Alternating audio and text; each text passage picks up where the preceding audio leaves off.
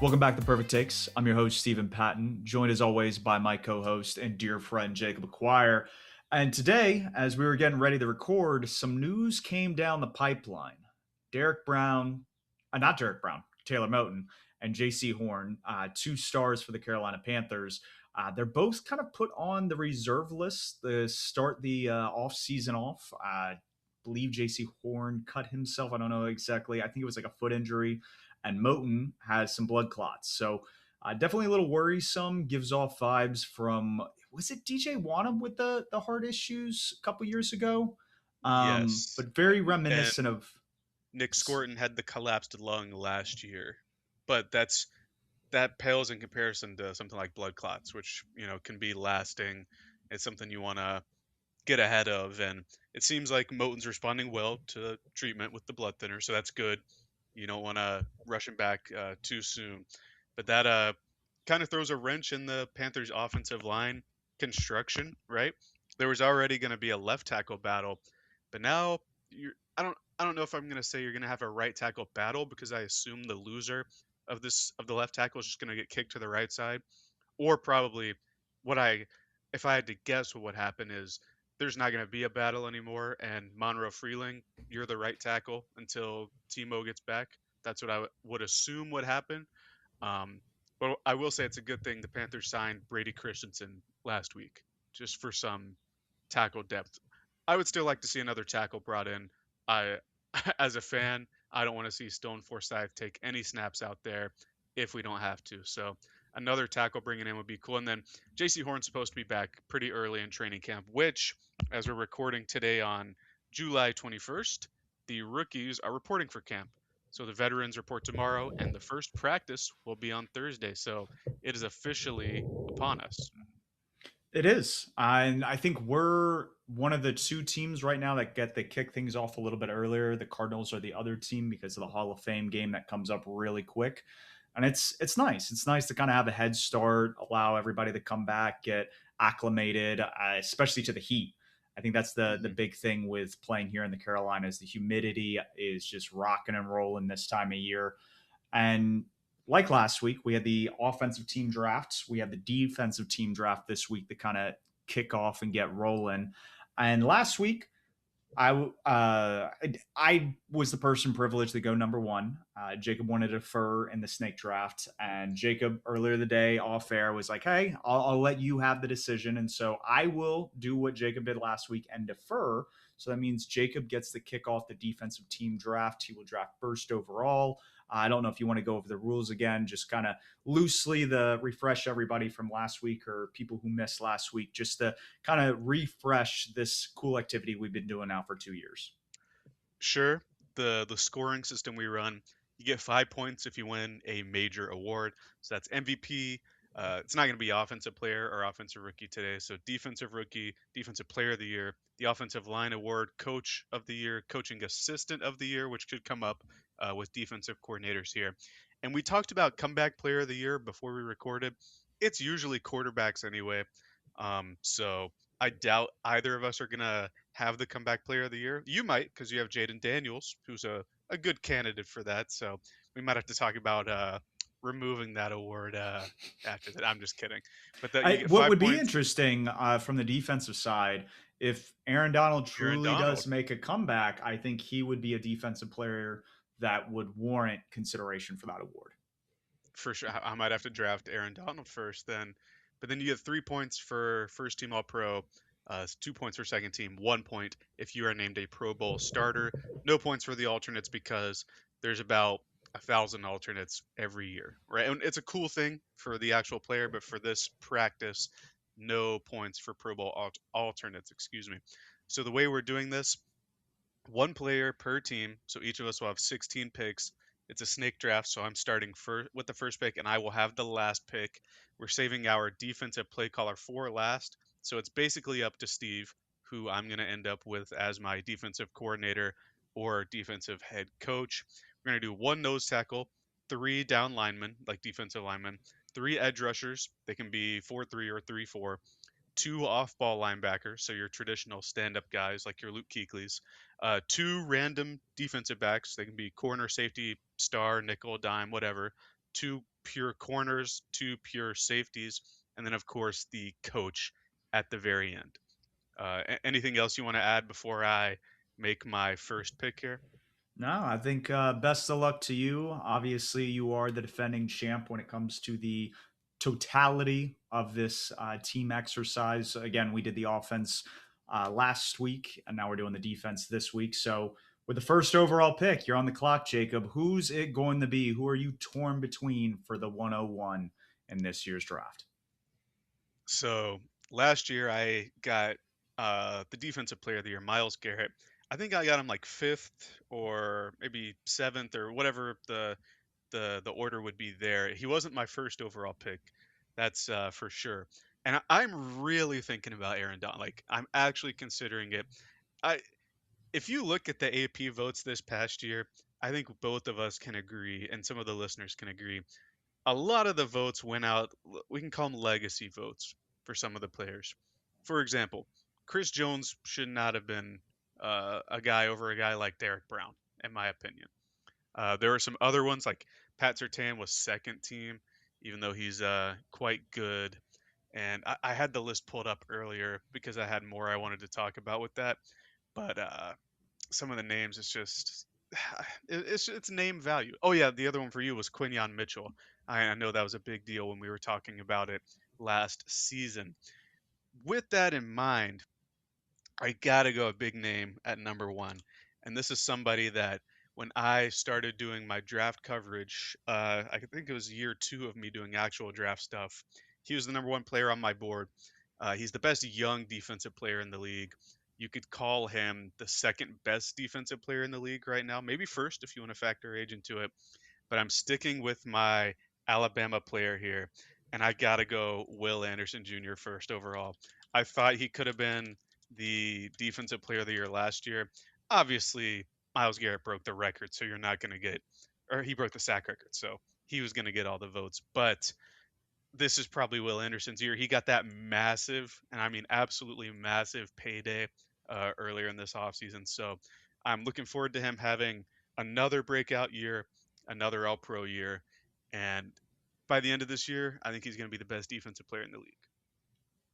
I can't fault you for that. If he had been available at the turn here at pick 2 or 3, Will Anderson would have definitely come off the board. He's obviously been a phenomenal run stopper.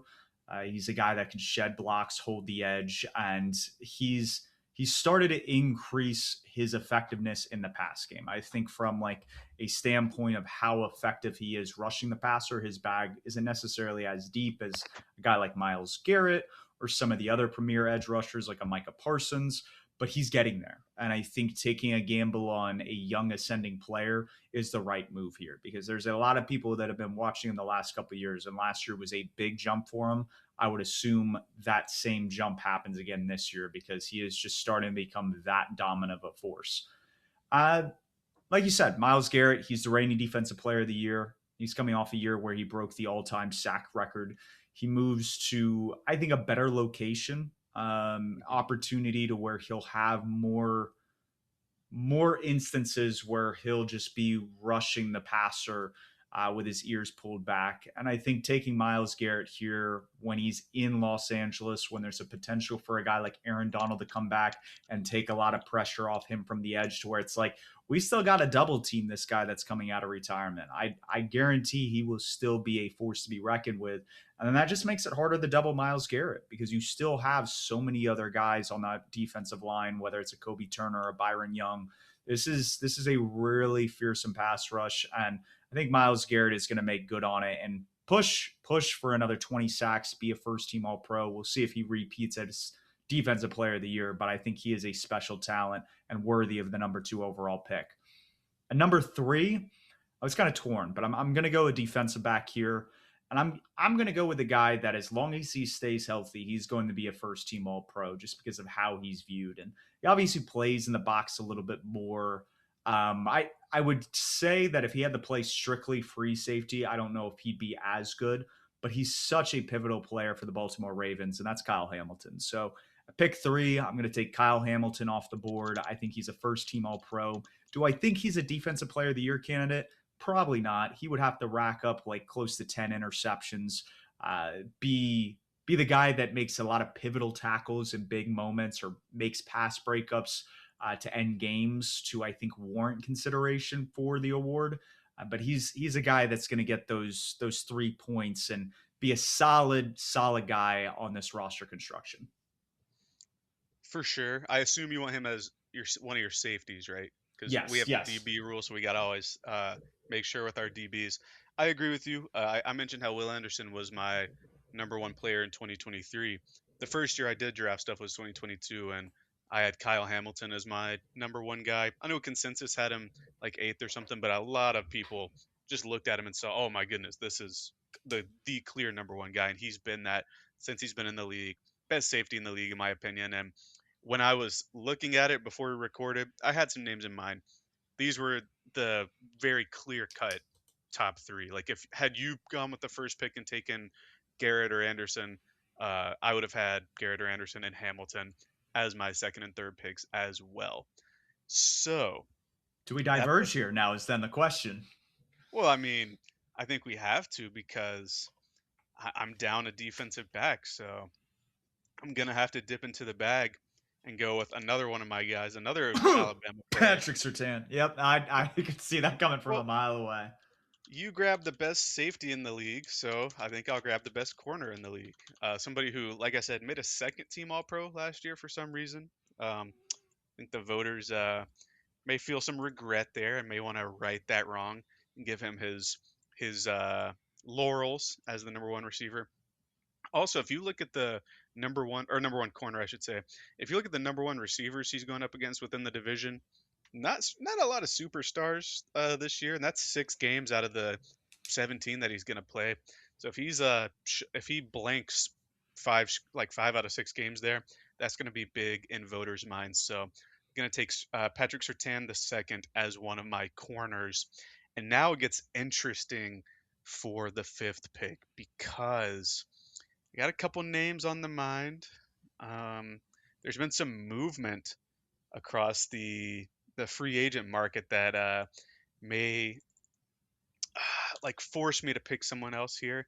But what I'm gonna do is I'm gonna pick what I believe is the most scarce position out of all of our groups here. And I know nose tackle is only one, but we have three other defensive linemen.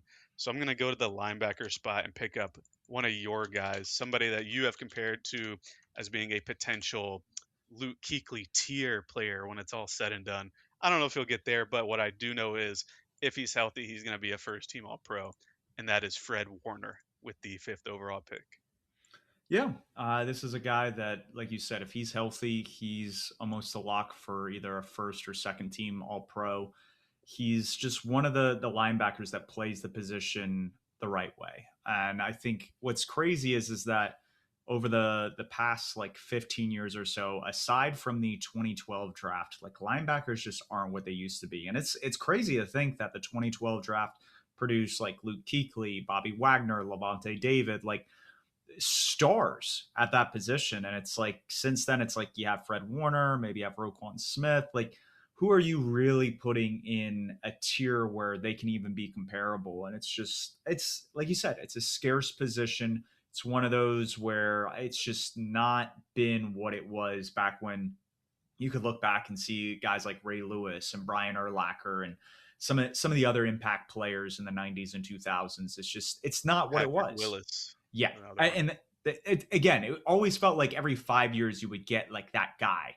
And it just has not felt like that in quite some time. So I think that's an excellent pick to wrap up your second turn, I guess. So kicking off mine, I feel like I gotta go and get a solid cornerback, and then I probably gotta go interior defensive line. And so where you got Patrick Surtain, a guy that's up and coming, I like coming out of college and he got taken way later and he proved his worth as a rookie. I think he showed tremendous play in his not third season last year en route to a Super Bowl run. But Christian Gonzalez for the New England Patriots, I think, is a guy that's going to garnish some attention for one of the All Pros. I think he's an ascending player. He's built the right way for the position. And he's got a defensive minded head coach that is going to try to look out for his best interest and putting him in the best positions to succeed. Uh, on the second pick of this turn, I got to go another ascending player. And this one may seem like a bit of a reach, but again, he was so pivotal in the Super Bowl run, and I think all eyes are going to be on Seattle. I think Byron Murphy. And I know a lot of people probably think Leonard Williams is a better player, but I think Byron Murphy, what he does in the trenches, will start to get a little bit more recognition.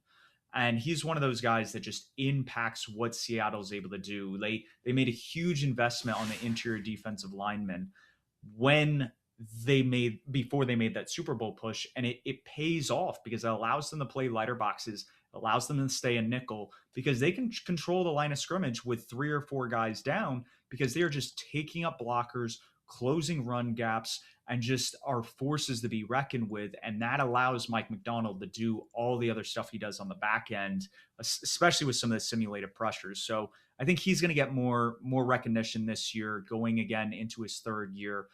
Crazy good player out of Texas. Would have loved if the Panthers had somehow been able to grab him. He was one of my draft darlings that year, along with Jerzan Newton at that position. So I think this is a solid pick for the Texas alum. You know, it's interesting, right? Because you brought up Gonzalez, and it's his third year en route to the Super Bowl run. Devin Witherspoon was in that draft as well. Those are the two, the 1 and 2 core. I think I had Witherspoon one, you had Gonzalez one that year, and they both been really, really good. I think it's funny you added both Super Bowl teams there, but you went with Murphy instead of Witherspoon. But it's still a fine pick in my opinion. Like I'm not gonna critique that too much. And then it looks like I need to get a defensive lineman maybe to catch up to you. So I'm doing a little soul searching here, and there You're was gonna a go guy that sexy you Dexy, added. huh? No, not quite. Oh, okay. Maybe if he's there later for nose tackle. Nose tackle is a scarce position, like I said earlier. But you added this guy way late in the draft last year, and I believe it's because I took DeForest Buckner one pick ahead of this guy. I'm not going to make that mistake again. Jeffrey Simmons on the Tennessee Titans had a phenomenal year last year. He was first team All Pro. He had a real breakout year. We're talking about breakout candidates so far with the draft. And I think adding Robert Saleh, someone who has emphasis on the defensive line throughout his entire career, is only going to make Simmons better. So I'm going to add Simmons there with the 8th overall pick. And then I'm pretty balanced across the board here. So it's kind of up in the air. Like we have a list of the teams here that like we block out when we pick from that team, and I just look at the Cardinals every time because they're the first team, and I'm like, man, who am I gonna pick from the Cardinals? Spoiler: I'm not picking anybody from right now. Um, I was about to say you'd have to take Buda Baker. Like that's the only yeah, position I like think you could justify taking.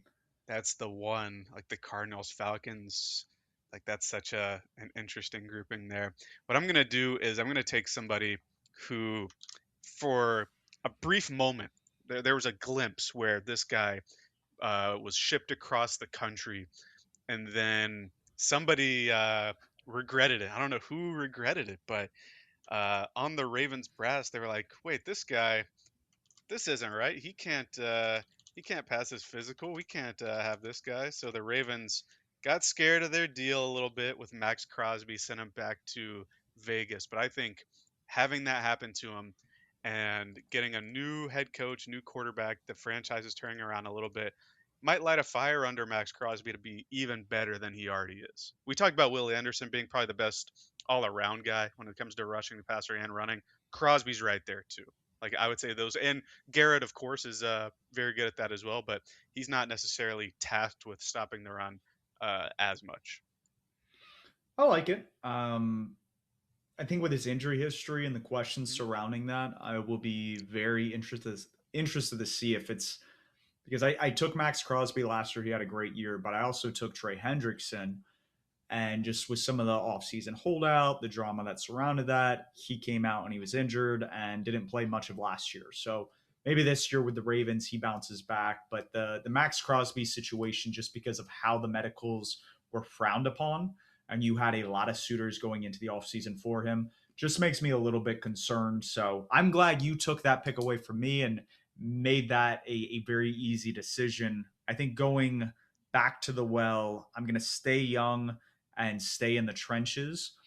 I'm going to take Jalen Carter, who is in a contract here. There's been a lot of conversation about his work ethic and if he's going to deserve a second contract. And the Eagles are one of those teams where it's like every other year they're good, and that would mean Jalen Carter is going to be good this year en route to a deeper postseason run if all things hold. And so I think with that, you get a lot of media attention and people looking at you. And I think that just gives Carter the ability to the vie for an all pro team. At the second pick of this turn, it's a guy that's, I think, had a little bit of time to come back from the injury. I think he's probably close to the 100%. The defense is going to ask a lot of him because they have a lot of injuries on the back end. I think it's going to give opportunities for him to make plays when he's able to get around the edge. And that's Aiden Hutchinson for the Detroit Lions. I think this Ah, is a guy that, at the very least, if he plays the entire year, he at least garnishes a Pro Bowl vote. But I think this is a guy that has the ability to be first team, second team All Pro. We haven't gotten to a Micah Parsons because he's coming off the ACL, but that's like one of those things last year with Aiden Hutchinson. He was recovering from that, and now he's back healthy. So I think having him here on the defensive line with Myles Garrett makes me feel very happy about how the defensive line is coming together. yeah, that was. I was kind of hoping you would forget about Hutchinson a Well, little bit. if I didn't want Hutchinson, I would have had to take Jack Campbell because it's like Yeah, I'm because that's who losing people the draft for linebacker. I was looking at the All Pro list earlier. Now I remembered some of the people, and I saw Jack Campbell. I was like, huh, I forgot about him being an All Pro because in my head they turned down his what is it, 5th year option, right? And for some reason that just stuck with me. But it's so they could extend him earlier into a better deal. So Jack Campbell would have been a good player. I thought for the Eagles you would consider the edge rusher they traded for, Jonathan Grenard, but that might have been too early for pick 10. I would have gone probably Quinyon Mitchell, or I'll throw out another Yeah. name because again, linebackers are a little thin, and I think he's getting to a point where he's healthier. But I don't know if I took Zach Bond. No, because I took Quinyon Mitchell. Last Mhm. year, I probably would have considered Zach Bond. This year would have been Jahad Campbell. Just because Yeah. again, like it's positions that you know they're going to make plays because of the people around them, and again, we're basing this off awards, so it's like public perception is so big here, not necessarily who I think is the best. That is a very good point. It's public perception, and some of these. I keep looking at some of these teams. The public perception of some of these defenses, I don't think is going to be very good here. This is probably going to be the most controversial pick of the draft so far. He's going to take Carson Swessinger. That like I'm eyeing him up for the Browns if he makes it to me in a couple of turns. But I mentioned one of the awards earlier. And then going through all of them: comeback player, MVP, defensive player, and one of them was defensive rookie of the year. And so far, I've talked about two players that I've had at the top of drafts. I had Kyle Hamilton and I had Will Anderson. I think the year after that, I had either had Bowers or Marvin Harrison Jr. The year following that. Um, I had Travis Hunter, who I'm not going to be taking here. Um, But now this year, do you know who I had first overall on my board? Was he a former Alabama player? F- Very former, yes. Former is a good way to put it. He was a starting freshman at Alabama. There was just Correct. something about the way this kid moved that was so special and so unique. And then he goes to Ohio State and he's on a loaded defense and they win the national championship 2 years ago. Yes, I think I know who you're going with. I will be very interested to see just because the front seven is in flux with Dallas because they've done a lot Hmm. of reshuffling.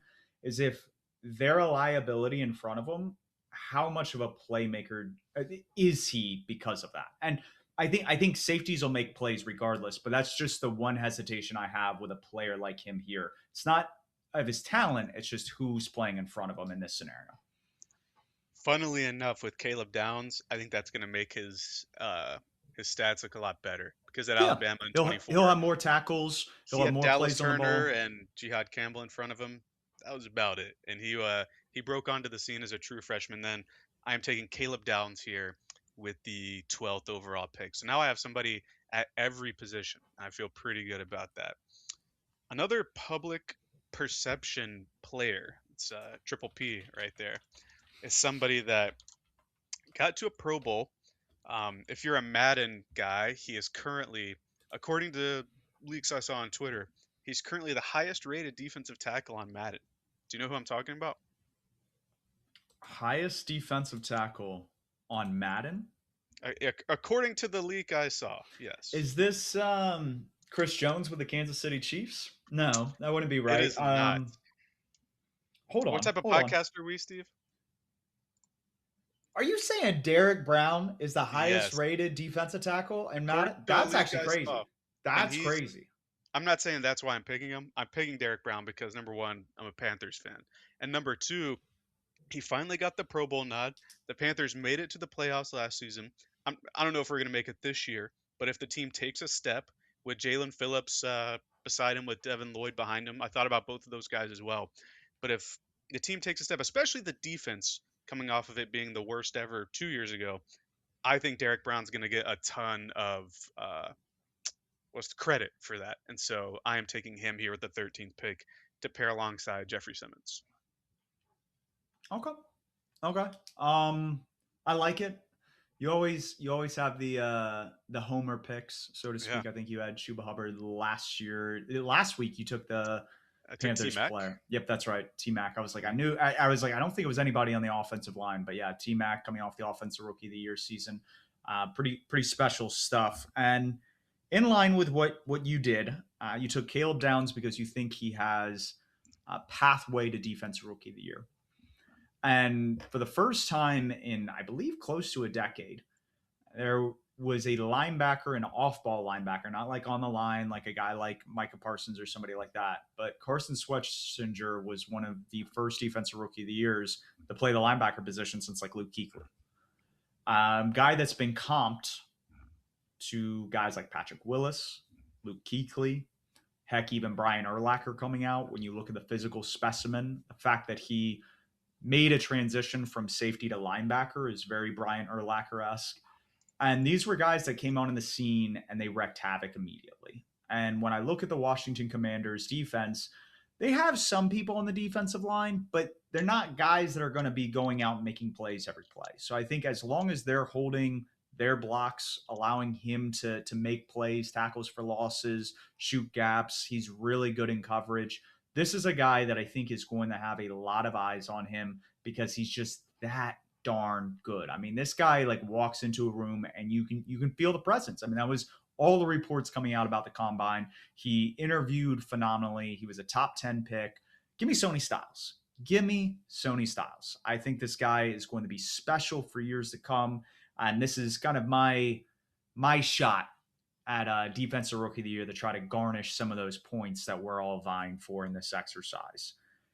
After taking Sony Styles, I'm kind of at a crossroads because at this point, my defensive line is full, got a lot of holes on my back end, but I think it's just time to double down one last time because there's not a lot of nose tackles. And again, similar to what I just made a point about Sony Styles, similar to the points that we made about Caleb Downs, they aren't playing on necessarily great defensive units. And so it gives them the ability to kind of take all the credit or make these splash plays. But a guy that I think has the ability to do that, especially with a change of scenery this past offseason, is Dexter Lawrence.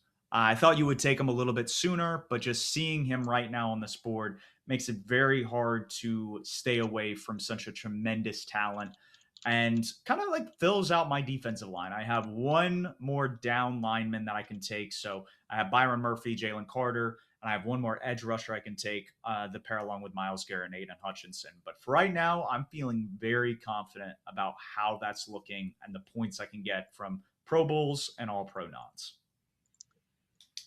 The way you were talking, I thought you were going to take a rookie there with the no sign. I was like, is he thinking of Caleb Banks with this pick? And No, that would I have been rich, but There are too many other guys on Minnesota. Like I think Dallas Turner started taking a step in the right direction at Mhm. the end of last year, and you have some other players on Minnesota. I would probably lean Jalen Redmond, for instance, like interior Yeah. defensive lineman. I think that he's going to benefit from playing next to a Caleb Banks. But yeah, I couldn't see it with Caleb Banks. He's a tremendous talent, but I don't think he's going to be that guy in year one. Yeah, I think if he's healthy, he has a chance to make a real impact.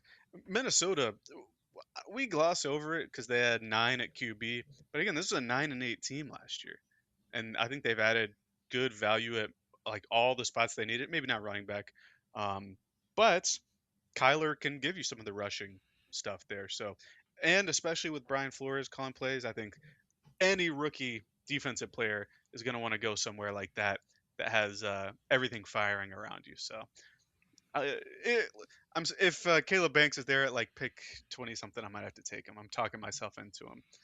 But as far as the rest of the draft goes, this it gets kind of murky here. I have a couple of people that I like.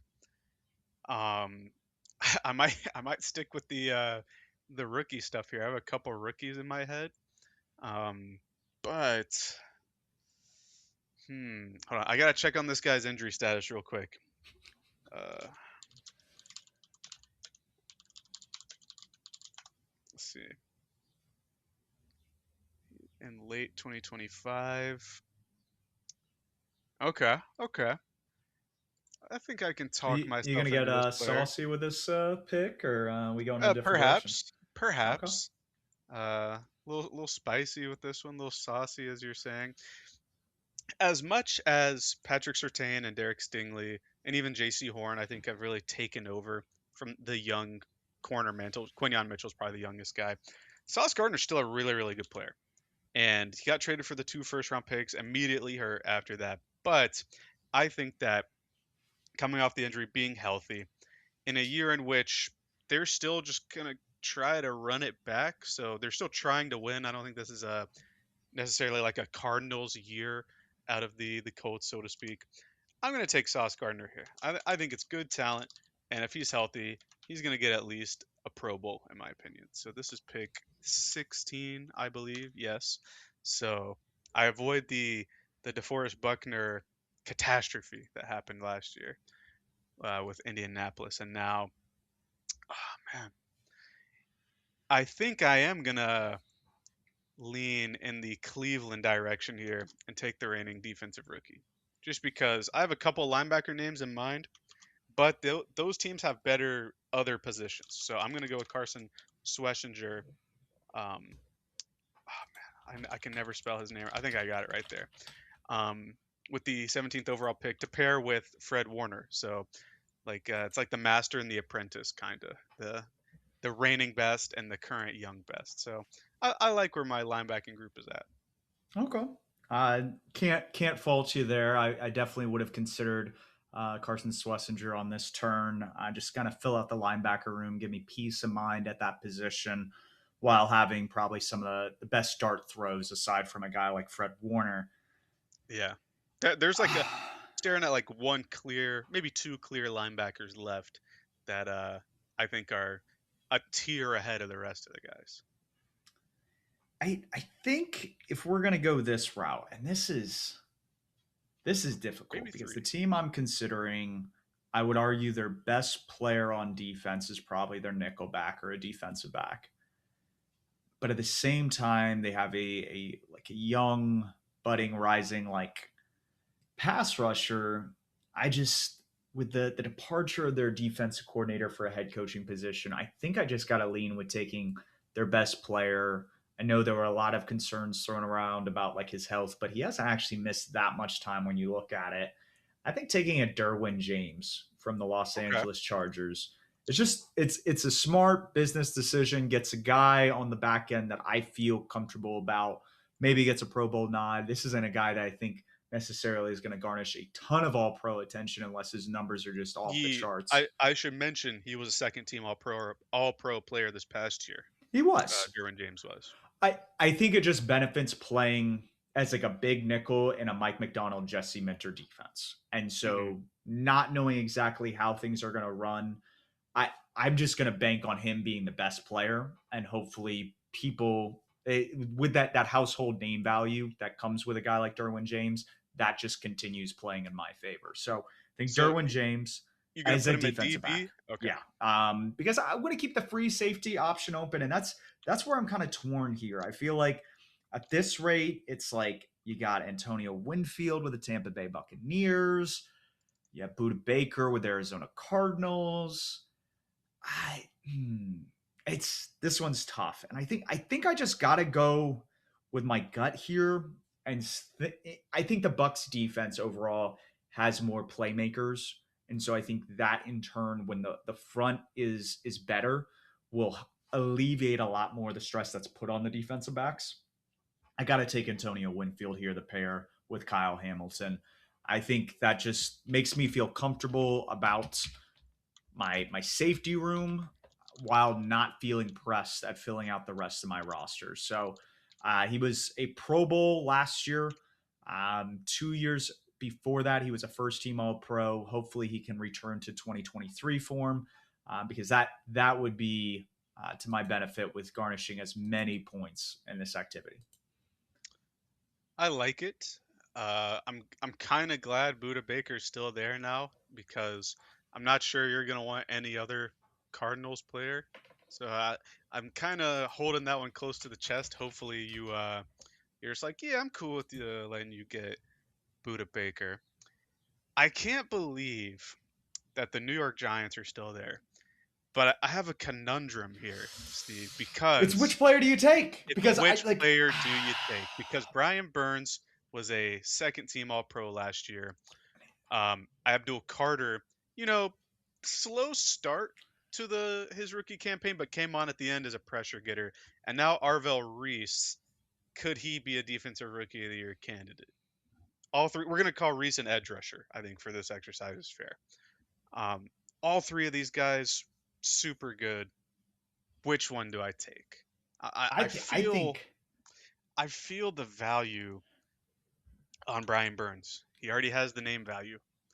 But Abdul Carter was a top three pick, so I'm like back and forth. Which one will it be? Ah, man. and I'll throw this I, out here while you're I deliberating. I've made my decision, but I want to hear what you have to say. Brian Burns, over the past several years, he's been racking up numbers. Like he gets the Hmm. sacks, he gets his DFLs, he's getting the numbers that put you in the consideration for, like you said, he was second team All Pro. He was one of the sack leaders in the NFL last year. Obviously, wasn't there with Miles Garrett, but a guy that had sack numbers in the teens. But if you're going on a player that you project moving forward is going to improve, like Abdul Carter could take that step.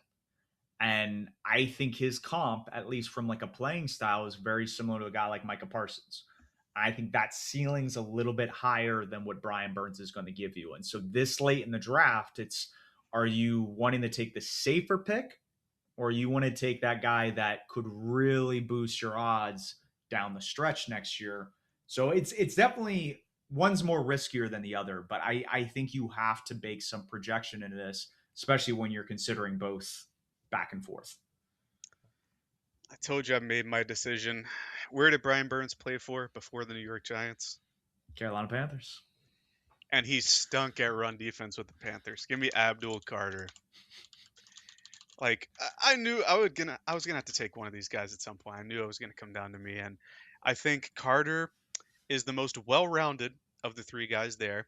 I think Reese is gonna have a harder time getting playing time because you can't not have Burns and Carter on the field for the majority of the pass rushing snaps. And I think Carter projects to be a better run defender, so he can play more overall downs. So I'm gonna go Abdul Carter there. I think that's the 20th pick. Pick 21. What I'm gonna do here, man, there's some really good players left on my board. But I told you I was kind of frustrated with this guy getting some name recognition last year. And he plays on a team that gets a lot of name recognition still. So even if it's not a great year for him, Chris Jones is still going to get some Pro Bowl votes. So this late in the game, as my third defensive tackle, I'm gonna rock with Chris Jones. I think it's the 21st pick in the draft. I like it. He was definitely a consideration for me if it really got down to it, and I had already filled out the defensive lineman. Nick Bolton was a guy I was considering from the Chiefs. But I think that's a solid pick. Like again, this late in the draft, you know it's going to be like a Travis Kelsey situation where it's just he's been so good for so long that even if he falls off a little bit, he's going to get consideration there. So definitely a good pick this late into the exercise. Buda Baker's still there. Do I take him and allow him to fill out the defensive back? This is a guy that I think has gotten Pro Bowls in like the past like 6 or 7 straight years. I mean, it's pretty insane, at least from a consistency standpoint. If you're just trying to get 1 point and maybe have that edge down the stretch, he's a guy to consider. But before we get there, I think I'm going to fill out the edge room, and I'm torn. I'm torn between a guy that had double digit sacks last year and for the first time since like in his entire career. But this was a guy that was super hyped up coming out of the draft, was the second overall pick, was considered the next best thing at the edge position. He kind of fizzled out after winning defensive rookie of the year. But he's had a rebirth in his career, and I think there's a chance he takes a step. And it's between him, or we were talking about the Vikings earlier. Do you take a guy like Dallas Turner, a guy like Jalen Redmond, guys that could put up some numbers based on how Brian Flores deploys them? I just got to come back and come to Brandon Staley's guy that he was able to get to 10 sacks last year, and that's Chase Young. I'm a sucker for this guy. He was one of my favorite prospects coming out of Ohio State. I saw the Bosa brothers, thought he was better than both the Bosa brothers in college, and just never materialized. But again, this is a player that is 26 years of age last year. He's currently 27, just turned it back in April. I, I think he's hitting his prime. And so I think this is a guy that is a prime candidate to hit like the 14, 15 sack mark, be the lone dude on the Saints defense. And yeah, that's who I'm going to go with the first pick here is take Chase Young. And then coming back around, I'm looking at like names, and again, oh man, this is where it gets hard because you have teams like Miami still on the You better board. find that second corner. The second corner, Yeah, he says, is crazy. Get a because second corner, he says. well, there's Um, there's not a lot of great options, and no, there isn't. I do have two picks coming up here. So, oh, you're threatening me that you'll take No, another I'm not cornerback threatening, with but the. like I feel like you need a second corner. Christian Gonzalez is great, but he's one guy compared He is he is to he is two one people. dude. No, I agree Yeah. with that. I'm looking through my list, and it's slim pickings at the cornerback position. I don't know, like it threw me I, for I a could loop there. I feel like I could you're give you my input. manipulating. No, I'm not manipulating you. I could Okay, give you my okay. input. I like Jalen Johnson with the Bears. He's like He's on my the only list. player that's kind of on the Bears, unless you're a big Dylan Thieneman believer, and I know you are from your draft days. Joey Porter is another one. With the Uh, Steelers. But Jalen there's a Ramsey, couple but other like, people with the Steelers that I'm considering yeah, too. So that one's a tough one. Jalen Ramsey's more of a safety now, so that's kind of iffy. And then uh, Terrell, the Falcons guy, AJ Terrell. Okay. I when you said Terrell initially, I was like Terrell Bernard's a linebacker for Yeah, the Buffalo Bills linebacker. Oh, yeah you could take Avion Terrell, the the the rookie. other Terrell, yeah. Or you Um, could wait and See if you take just let Jalen me do my Johnson. thing. Yeah. Yeah, no, that's the question right there. I think honestly, I need to see what his accolades are. I was a big when he was playing for the Arizona Cardinals, a big Byron Murphy guy. He's currently a cornerback for the Minnesota Vikings. Hmm. He got a Pro Bowl 2 years ago, back in 2024. I just again, it's one of those things that like some of these things are just so boosted on interceptions because it's like that year he had 6 interceptions. His other 2 years with the Vikings, he has 5 total interceptions. So it's you're banking on a lot of times that statistic moving in a friendly direction. You know what? I think you sold me. Dennis Allen last year, even with a banged up secondary, I think he had Nashawn Wright, who's now with the New York Jets. He garnished a few interceptions. Kevin Byard, I think, with the Bears, garnished a few interceptions. There's those interceptions that need to kind of get picked up, and obviously there's going to be some turnover regression for the Bears defense. But I think they play a very opportunistic style of ball that kind of is boom or bust, very similar to the offense. And so I think yeah, I think right now, taking that number 2 corner spot that you're bullying me into, I'll take Jalen Johnson from the Chicago Bears, which means not taking Joey Porter, not taking Byron Murphy, the Terrell brothers in Atlanta. Yeah, I think from a second cornerback spot, you're not going to get much better than Jalen Johnson. Manipulate it. Nah. I was looking at that Bears team. If you didn't take him, I was gonna take him in one of my DB spots because that that Bears defense is not super great, is how I would put it. Now I have 3 DBs and a nose tackle left before I have to pick my coach. And I have a couple of DBs that I've been honing in on over the last few minutes here. Just pull up this depth chart really quick. Well, you're going to take Buda Baker and Jesse Bates. I mean, you have to. I don't have to necessarily. I do have to take Buda Baker. You're right. So I'm just gonna throw him into my second safety spot while the iron is hot, just because. I mean, you have to, right? Best player on the Cardinals defense. It may be the best player on the Cardinals, depending on how you view Trey McBride. I think it's a toss up. They're very McBride's probably a top 3 tight end. Baker is probably a top 5-ish safety. I think that's a fair You 5 to will 10. learn the name Walter Nolan by the end of the year. That's all I got to say. Hey, he was top 5 on my draft board. I I got trust me. people are calling me crazy, but I think if he's healthy, he was showing some flashes last year, especially when you look at some of the numbers. So I'm not I going to say agree. he's that guy, but that's somebody I think that could climb in the ranks of being one of the better Cardinals players here in the next couple of years. And then my second pick here. There's a team that's still on here that let's just say their Super Bowl odds are pretty high. Um, so that defense is so rough. I'm gonna take Xavier McKinney from the Packers. He The was All only Pro only last dip, year, I believe. the only defender I have listed for them, I think Edrin Cooper. Edrin Their Cooper other was who I was referring to for the linebacker spot. I thought he was still in a tier of his own there with I had somebody else, but their team got taken. There's another linebacker out there that I like. Somebody who just got extended, if that gives you a an inclination as to who you want at the I don't linebacker think you spot. know who I want. Okay, well you're gonna have to pick him eventually because you have 4 picks left, and that's one of the spots.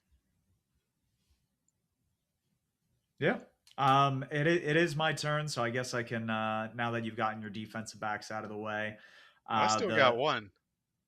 You do. I'm just saying nose tackle, defensive back before you get into coach. I have 2 picks here. I have still one down lineman, a linebacker, and defensive back. Whew, this is it's coming down to it. I think if we're gonna go best players, I'm going to have to take as my linebacker. I'm just going to make this very apparent. This is more of a personal pick. It's a guy that I think if he can stay healthy this year, the defense is good enough around him to let him really shine for I think what he's worth. That's Peyton Willis or Wilson. I don't know why I Okay. said Willis. Yeah, I would even say yeah, shades of Patrick Willis, but he's one of those linebackers that I think if he stays healthy is really really good. And so when you look at him playing beside Patrick Queen, when you look at the people they have on the back end like your Joey Porters and they brought in is it Jamel Dean I think from the Tampa Bay Buccaneers they brought Yes, in and they did. signed. Their defensive line is just disgusting. I mean Cam Hayward and T.J. Watt take the icing, but you have guys like Alex Highsmith, UNC Charlotte alum. You have a guy like Derek Harmon from Oregon, who they drafted not this past draft, but the year before, and that guy is going to come along and be a true game wrecker here in a little bit. So Keanu Benton and Herbig yeah, as well. They and probably have those the are just deepest rotational defensive pieces. front. Right. Yeah. And so it's just when you see that, it's like, yes, Peyton Wilson with his injury history in college was not looking good. But when you play in front of that, I think that is the opportunity where you can make plays. He's good in coverage, made some plays against the Ravens last year that were phenomenal. I like him. I don't know if he's going to garnish anything, but it's one of those, this is late enough in the draft. I'm taking a shot and hopefully it pays off. Hopefully this pays the dividends I'm looking for. And so that leaves now a defensive lineman or a defensive back. You got a guy like Jesse Bates in Atlanta that I think would really solidify kind of my back end. But on the defensive line standpoint, it's like, do I take a big boy out of Miami and like a Kenneth Grant? Do I take Jalen Redmond from the Minnesota Vikings? I don't. I think for this right now, and I think I'm going to pivot this way because the Caleb Banks discussion that we had, where if he's on the field, he is going to be a really impactful player. Jalen Redmond is coming off a 6 sack season. I think he could get close to 10 sacks. And if he does, especially as an interior defensive lineman, this is a guy that I think is going to immediately start garnishing Pro Bowl votes, maybe second team All Pro, especially if the Vikings maintain and stay a top 5 defense. So I think at this point, these two picks are just based on projection and how I feel about these players and their defensive schemes.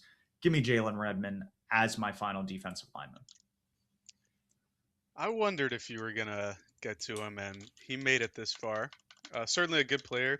I wonder if the Caleb Banks pick takes some of the production away from him, because I imagine they'll be playing next to each other for the majority of the season since they cut both of the guys they signed last year, right? And Hargrave and Jonathan Allen.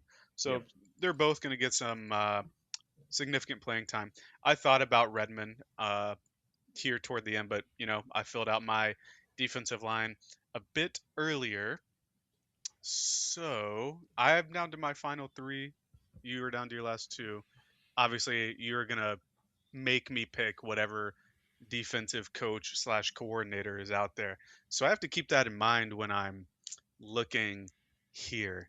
Like, what defensive coordinator or defensive coach could I stomach being my guy? And so I'm I going think through our Eric lines Len's your looking at guy. yeah, nah, that he's a guy, but maybe not my guy. I'm going through all the defensive coaches, and I found quite a few that I'm cool with.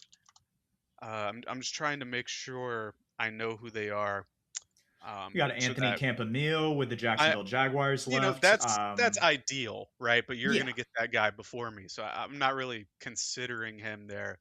What I want to do is take away the guys that I don't want as my defensive coordinators, and there are two out of the five that I just don't want.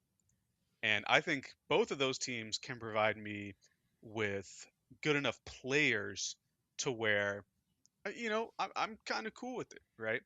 And so I just have to decide which nose tackle do I want. And hmm, who I decisions, think decisions. Are we going to? And I'm asking this because I think they are stationed to be set up as like a 4-3, and he's listed as just like a regular defensive tackle. But like Kenneth Grant is a true nose that's tackle. that's one of the guys I'm thinking about, right? He was drafted as a nose, and f- for the sake of this exercise, would you consider him a nose tackle? I would allow it just Okay, because he is a behemoth of a man. Like we've been talking about Caleb Banks and some of these. Like he is a big dude over 300 pounds, and was a right. huge reason why Michigan won the national championship a few years ago. And that's why he got drafted. Like, it was he was that size and can move like that. So I think I'm gonna go Kenneth Grant here from Miami, the nose tackle. That means Grant. Travis Hunter to avoid the Anthony Campanile pick. I would do that, but then it leaves me with hold on, which pick is this? Pick 28, right? It leaves me with Aaron Glenn or whoever their defensive coordinator is. And I don't think He's gonna I don't take think I can Minka. allow He's that. gonna take Minka Fitzpatrick. It's Ah, crazy. is it crazy? It's Is not. it? That's again, it's Yeah. another Alabama player. I think if we counted the amount of guys on your team that played at Alabama at some point, it's a little crazy. But you know what? I'll allow it. I mean, I can count it at the end if you're feeling inclined. This is pick third, no, 29. Yeah, I mean, Minka's still a good player. He's somebody that I thought would get cut at last year's deadline and then would go to a contender. And then the Dolphins just traded him to the Jets, I think to shed salary, if I'm not mistaken.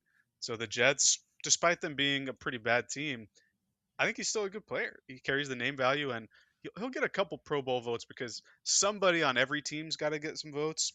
And because he's still a good enough safety, I think I'm cool with him being the pick. So just to clear the air, the last three teams were the Atlanta Falcons, Buffalo Bills, and Jacksonville Jaguars. And Steve needs one defensive back and his coach. This was I'm cool with any of the defensive coordinators here. I don't really want Ulbrich, but you also need Jesse Bates. So that's kind of how I was viewing it. You were banking on that, and it's either I would take Jesse Bates or I'd take Christian Benford. Yeah, Um, I like both Jim Leonard. He was very good in college. Yeah, and he was good in college. He was on the Broncos coaching staff this past year as they were one of the better units. So you're hoping some of that rubs off in Buffalo. Maybe he has that Anthony Campanile year. And the Jaguars defense were playing out of their minds, honestly, this past year based on the talent that they had kind of rolling out in the field. From a defensive back standpoint, this is where it's going to get interesting because Christian Benford, not exactly sure what their accolades have been the past couple of years. So he has never been a Pro Bowler. So Hmm. that's a big knock. I don't And you think have that Terrell necessarily and stays. Bates. Like it's interesting. It's do It you want is. the better player or do you want me to have the worst coach? That's No, like no, the I calculus here because we agree Campanile is going to be the 31st pick. he is. I don't think I am still upset with the Jaguars trying. Well, I wouldn't say they're trying because it does seem like reports are that he's going to mainly play on the defensive side. But I think there's just an element when you take a guy second overall that there and you send a future first that ended up being a later first, so that helped them out a little bit. But you spent so much for a player that's only going to play one side of the ball, and he's not playing in the trenches, and he's not a quarterback, and it's just it becomes worrisome. And so I'm afraid of how the Jaguars will deploy him. I can trust the three-time second team All Pro player who's played really good. He played free safety for the Cincinnati Bengals. He's played some strong safety for the Atlanta Falcons. They let him roam a little bit more this past year when he got the second team All Pro again. So I think you're right. I'm going to take Jesse Bates here at pick 30 and at 31, Anthony Campanile. And while I was stalling, Jacob already had this typed out on the sheet because I'm just so predictable in this scenario. And that leaves you Jim Leonard with the Buffalo Bills. Again, it will be very interesting to see how that defense looks, if it changes at all. We've seen defenses where like Dennis Allen and Anthony Campanile showed up on the scene. Bears led the league in turnovers. The Jaguars were a 13-4 team and were playing really good football on that side. Is that the result you're going to get? Or is it going to be like some of these other first time coaches where it's a little rough. It's a little rough. Like the Cincinnati Bengals bringing back their one old coach that was in college at the time. I'm trying to remember some of the Is it other. Al Harris? Is that the Bengals guy's name? I want to say yeah, like Al Harris. I guess Brandon Staley didn't do too bad with the Saints last year, so it's like it's one of those things. Like he's a reputable guy. I think the players are going to respect him. Just how fast can you turn around a program? And maybe he pulls it off in year one. But I don't know if he's going to be a coaching assistant in a year, but we'll see. It's so hard to win that award anyway. Like it, it's one out of it's not even 1 out of 30. It's 1 out of 64, right? It And is. I guess it's 1 out of 32 because we have a two dart throws, right? If you simplify the fraction there, but it's such a rough one. Whereas all these other guys, there's going to be at least two all pros per position, so we could each get some points there. I really like my team here. I felt like I didn't have a plan of attack, and I felt better about it than I did last week, where I did have a plan in mind to get the receivers early. But I counted it. I think I have 5 former Crimson Tide players, 4 of which are in the secondary. Yeah, And you you have know what? Xavier McKinney, Minka, you got Patrick Surtain, Caleb and Downs, Caleb Downs. and of And course Will then, Anderson. yeah. And you know what Nick Saban's position was before he was like the defensive coordinator and then the head coach. What's he need a defensive backs He coach? was a defensive backs coach, Yeah. yeah. And you can see it in his recruiting. If there's any position you look at and can see, oh, this is where he left his mark. It was particularly the safeties, right? He had that one run like with Landon Collins and everybody in it. But yeah, I like my team. I'm sure you like your team as well. What was your? I think for me, the most surprising pick you had or picks you had were your 2 linebackers. Did I have any that surprised you to a significant degree? Um, Again, like we talked about the Bama picks, like I could see him somewhat coming. Caleb Downs at 12 did feel a little rich. I felt like your best pick in terms of value was taking a guy like Chris Jones, who has the accolades, and is probably going to garnish a few more, and getting him at like pick 21 is pretty crazy. In terms of surprise, maybe it goes back to like the Max Crosby pick, just because I think there's a lot looming about his health. He is getting a little bit older. It seems a little rich, and that you're buying based on past production and not what the future may hold. So, Yeah, so I had to balance it with the Abdul Carter pick there. My perfect take for the week before we get out of here is that I drafted the defensive rookie of the year. I think Caleb Downs is that good. I know DBs don't get a ton of love, but he at Ohio State, one of the things was that that team was so good, he didn't have to clean up their mistakes, but he made all the people in front of him so much better. And so when I think if you go to a Dallas team that still has questions about the linebacker spot, you're going to see Caleb Downs get more interceptions, more breakups on the ball, a lot more tackles. And I think his name value, the Ohio State brand, the Dallas Cowboy brand, all that will coalesce to him being defensive rookie of the year. interesting. I could double down on that and be like, nah, Sony Styles is going to be defensive rookie of the year. Give it to him already. And I you'd be do think he's going to disappointed, be special. but yeah. I think he's going to be that guy. There's some, he's wearing, I think, the 52 number. There's just, I mean, it looks like the Commanders colors are not that far off from like the San Francisco colors. Yeah, So like, they redid I think their white jersey this past year, the Commanders, right? And it looks it's like their old like Super Bowl winning era back in the mhm. day. It looks so good. And that's why I'm just like, should I just double down and have it as like a true like takeoff? You could, Yeah, and then we'll have to neither of us, workshop word. and then neither of us win it. Yeah, No, it's somebody completely it's different that Arvell neither of Reese. us picked. Yeah, Yeah, it's no, the real kicker, and I do not think he touches it, but like a David Bailey, who I was yeah. super down on if he were to somehow explode and be If that you guy. can take Winfield, I was gonna take Ruben Bain with the next pick. He was on my list. I think he has a real case for defensive rookie of the year, and that was the only other rookie that I think has not been taken outside of like what you were saying, Arvell Reese with the Giants. But I think Reese is just too behind on the depth chart to make as Yeah, many plays unless he's just a superstar as soon as he takes the field. My take this week, I think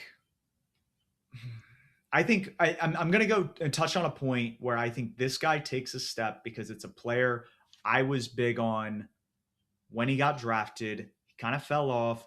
He's still a young player. I think Chase Young gets more than 12 sacks this year. I think that's a safe enough bet. He's never gone over 12 sacks. I think when you start pushing the 14, 15 number, it's a guy that has to play all 17 games. You need a lot to go right for you playing quarterbacks that like holding on to the ball. And I haven't looked at kind of like his schedule and who he's all playing. But I think saying 12 sacks for Chase Young is going to be my take.